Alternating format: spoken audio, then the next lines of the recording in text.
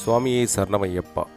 மாலை போட்டு கடைபிடிக்க வேண்டிய விரத முறைகள் எத்தனையோ இருந்தாலும் ஒவ்வொரு ஐயப்ப பக்தரும் செய்ய வேண்டிய முக்கியமான ஒரு வழிமுறை கூட்டு பிரார்த்தனை அப்படின்னு சொல்லப்படுற சக்தி பூஜை, கன்னி பூஜை, இந்த மாதிரி பஜனைகள்.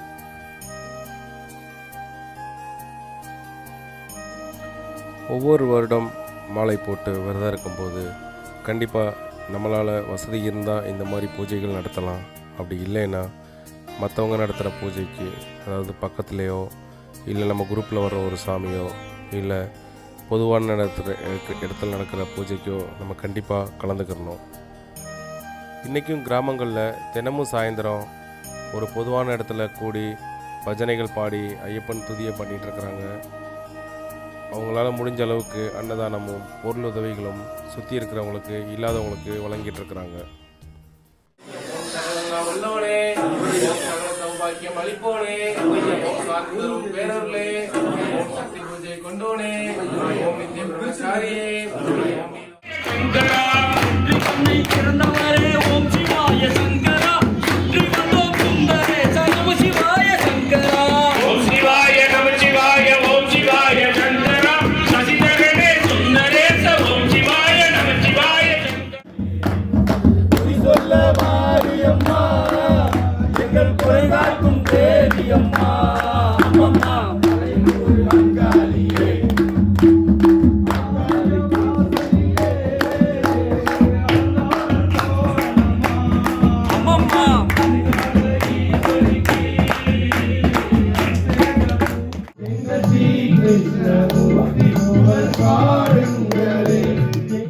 கணபதிய வேண்டிக்கிட்டு நாங்கள் கார்த்திகை ஒரு தேதி மாலையிட்டோம்.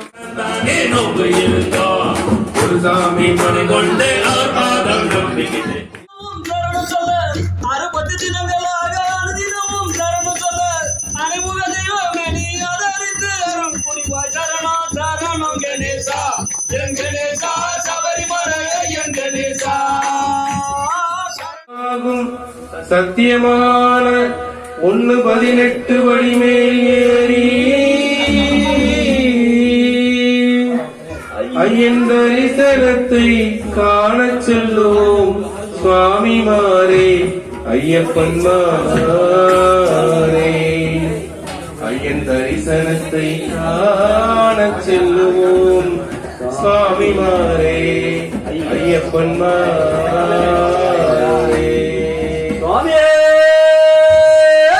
சரணமையப்பா, சரணம் சரணமே சரணம் பொன்னையப்பா, ஐயப்பா சரணம் சரணம் பொன்னையப்பா.